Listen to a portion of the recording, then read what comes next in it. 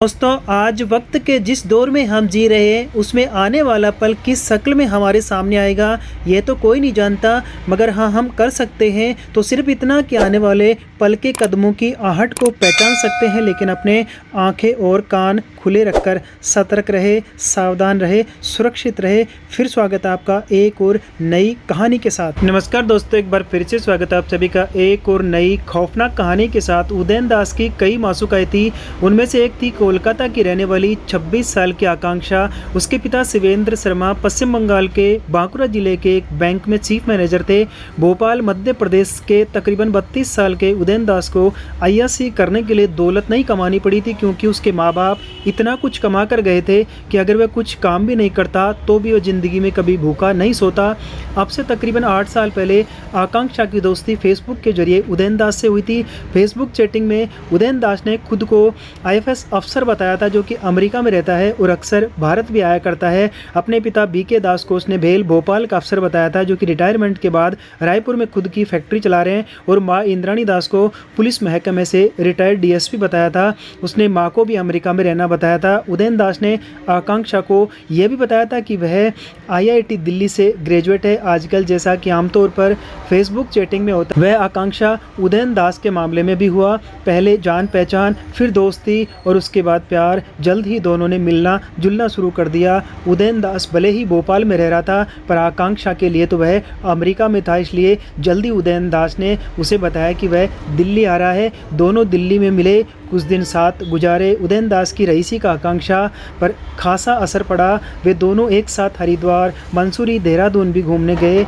एक ही होटल में एक साथ एक कमरे में रुके। फिर उदयन दास अमेरिका यानी भोपाल वापस लौट गया, इस वादे के साथ कि जल्दी वह भारत वापस आएगा। अब दोनों भोपाल में मिलेंगे, जहां उसके 2 मकान है। उदयन दास ने आकांक्षा को बताया था कि उसका भोपाल वाला मकान काफ़ी बड़ा है और उसका नीचे वाला हिस्सा किराए पर ब्रह्म कुमारी आश्रम को दे रखा है। इन 2-3 मुलाकातों में आकांक्षा सोचने लगी कि उदयन दास वैसा ही लड़का है जैसा वह चाहती है। वह तो शादी के बाद अमेरिका में नौकरी करने के सपने देखने लगी थी, लिहाजा उन दोनों ने शादी करने का फैसला कर लिया।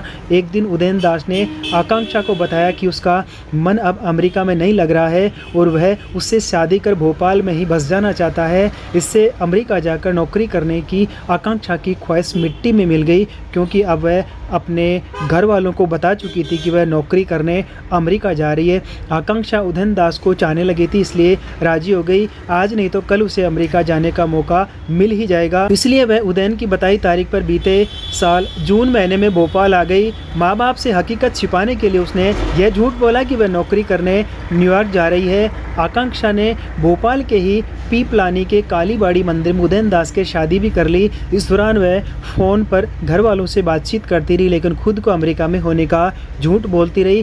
कुछ दिन उदयन दास के साथ बीवी की तरह गुजारने के बाद आकांक्षा को मालूम हुआ कि उसके शौहर ने उसे कई झूठ बोले हैं, क्योंकि वह न तो कभी माँ बाप से फ़ोन कर बात करता था और न ही उनके बारे में पूछने पर कुछ बताता था। हद तो उस वक्त हो गई जब आकांक्षा को यह पता चला कि उदयन दास अव्वल दर्जे का नशेड़ी है और दूसरी कई लड़कियों के उससे नाजायज़ ताल्लुकात है। जुलाई तक तो आकांक्षा ने अपने घर वालों को फ़ोन पर बातचीत की, लेकिन अब वह उनसे बातचीत कम करती थी। लेकिन फिर धीरे धीरे वह एसएमएस के जरिए उनसे बातचीत करने लगी। 14 जुलाई का दिन आकांक्षा पर कहर बनकर टूटा। अगर उदयन दास ने उससे कई झूठ बोले थे तो एक झूठ उसने भी उदयन से बोला था। दरअसल आकांक्षा का एक बॉयफ्रेंड था, उसने उसके कुछ फ़ोटो जो कम कपड़ों में थे व्हाट्सएप पर डाल दिए थे। ये फ़ोटो उदयन दास की निगाह में आए तो वह भड़क उठा। पूछने पर आकांक्षा ने कुछ सच्ची और कुछ झूठी बातें बताई, तो उदयन को लगा कि आकांक्षा ने उससे झूठ तो बोला ही है, साथ ही उसके नाजायज़ ताल्लुकात पुराने बॉयफ्रेंड से है और वह उसे पैसे भी देती रहती है। रात को लड़ झगड़ कर आकांक्षा तो सो गई, पर उदयन की आंखों में नींद नहीं थी। साथ में सो रही बीवी उसे धोखेबाज लगने लगी थी। रात भर जागकर उदयन दास आकांक्षा के कत्ल की योजना बनाता रहा और सुबह के 5 बजते बजते उसने उसकी हत्या भी कर डाली। उदयन ने पहले गहरी नींद में सोती हुई आकांक्षा का चेहरा तकिए से दबाया। जब उसके मर जाने की पूरी तरह से तसल्ली हो गई तब तकिया हटाया और उसका गला घोंट डाला, जिससे आकांक्षा के गले की हड्डी चटक गई। अब समस्या आकांक्षा की लाश को ठिकाने लगाने की थी। सुबह नज़दीक की दुकान से उदयन दास ने 14 बोरी सीमेंट खरीदा और आकांक्षा की लाश एक पुराने बक्से में डाल दी और तकरीबन 10 बोरी सीमेंट घोल कर उसमें भर दिया, जिससे लाश जम जाए, बक्से से बदबू ना आए। इसलिए उसके चारों तरफ उसने सेलो टेप लगा दी। दोपहर को उसने अपने एक पहचान वाले मिस्त्री रवि को बुलाया और कमरे में चबूतरा बनाने की बात कही। इस बाबत उदयन ने बहाना यह बनाया कि वह मंदिर बनवाना चाहता है। रवि ने चबूतरा बनवाने के लिए कमरा खोदा, पर चूंकि उसके सामने लाश वाला बक्सा नहीं रखा जा सकता था, इसलिए उदयन ने चतुराई से उसे बातों में उलझाया। उसके बाद उसने बक्सा गड्ढे में डाला और उस पर चबूतरा बना दिया।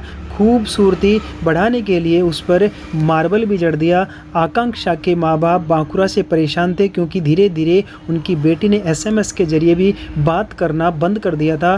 कुछ दिनों तक तो उन्होंने सब्र रखा, लेकिन किसी अनहोनी का शक उन्हें हुआ तो आकांक्षा की गुमशुदगी की रिपोर्ट पुलिस में दर्ज करा दी। बांकुरा क्राइम ब्रांच ने जब आकांक्षा के मोबाइल फ़ोन की लोकेशन ट्रेस की तो वह साकेत नगर भोपाल की निकली। आकांक्षा के पिता शिवेंद्र शर्मा भोपाल गए और उदयन से मिले, क्योंकि आकांक्षा ने उसके बारे में पहले बता चुकी थी। उदयन ने उन्हें गोलमाल बातें बनाते हुए चलता कर दिया कि आकांक्षा तो न्यूयॉर्क में नौकरी कर रही है। शिवेंद्र शर्मा के हाव भाव देख समझ तो गए कि दाल में कुछ काला जरूर है, पर कुछ कहने की हालत में नहीं थे। बांकुरा जाकर उन्होंने फिर पुलिस पर दबाव बनाया तो क्राइम ब्रांच की TI अमिताभ कुमार 30 जनवरी को अपनी टीम समेत भोपाल आए और गोविंदपुरा इलाके के CSC वीरेंद्र कुमार मिश्रा से मिलकर उन्हें सारी बात बताई। इस पर पुलिस टीम के साथ आकांक्षा का छोटा भाई आयुष सत्यम भी था, जो बहन की चिंता में घुला जा रहा था। पुलिस वालों ने योजना बनाकर उदयन की निगरानी की तो उसकी तमाम हरकतें रहस्य में निकली। 31 जनवरी और 1 फरवरी को पुलिस उदयन की निगरानी करती रही। इससे ज़्यादा कुछ तो हासिल नहीं हुआ, तो उन्होंने 2 फरवरी को उदयन के घर MIG 62 sector 3A Saket Nagar पर दबिश डाली। उस वक्त उदयन दरवाजे पर ताला लगाकर अंदर बैठा था। गोविंदपुरा थाने के ASI सत्येंद्र सिंह कुशवाहा छत के रास्ते अंदर और उदयन से मेन गेट का ताला खुलवाया। फिर तमाम पुलिस वाले अंदर दाखिल हुए। अंदर का नज़ारा अजीबोगरीब था। उदयन का सारा घर धूल और गंदगी से भरा पड़ा था।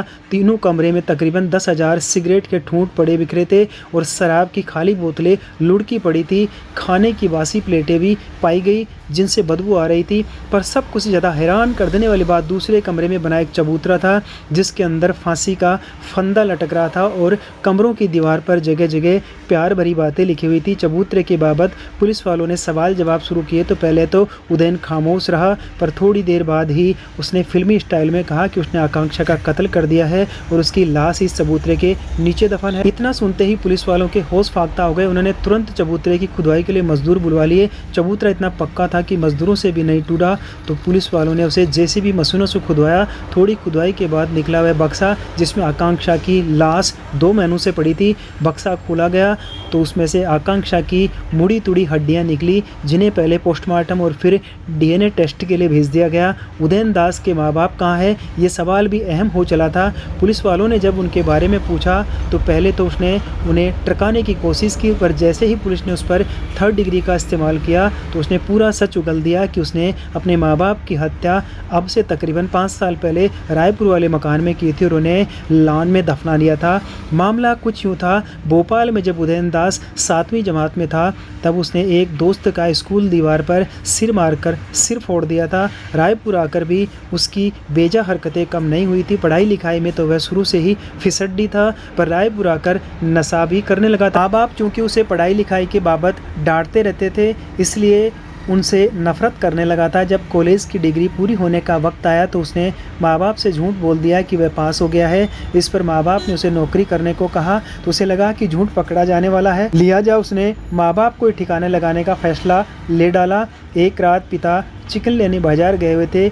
माँ ऊपर की मंजिल में कमरे में कपड़े रख रही थी तो उसने गला घोंट कर उनका कत्ल कर डाला। पिता जब बाजार से आए तो उनकी चाय में उसने नींद की गोलियां मिला दी और उनके गहरी नींद में चले जाने पर उनका भी गला घोट दिया। माँ बाप की लाशें ठिकाने लगाने से उसने मजदूर बुला लिए और लॉन में 2 बड़े गड्ढे खुदवाए और देर रात लाशें घसीट कर उनमें डाल दी, सीमेंट से उन्हें चुन दिया। माँ बाप की हत्या के बाद उदयन ने रायपुर वाला मकान 30 लाख में बेच दिया और भोपाल आकर साकेत नगर वाले घर में ऐशो आराम की ज़िंदगी जीने लगा।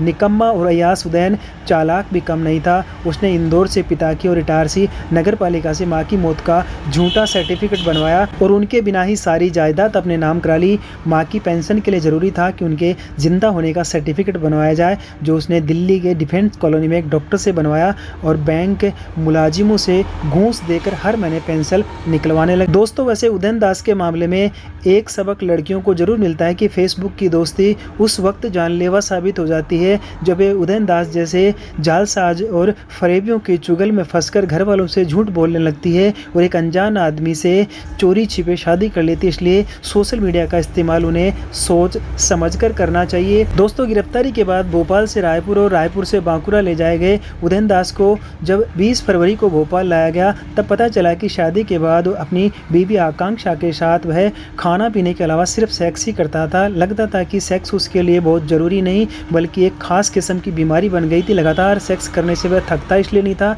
कि हमेशा नशे में रहता था।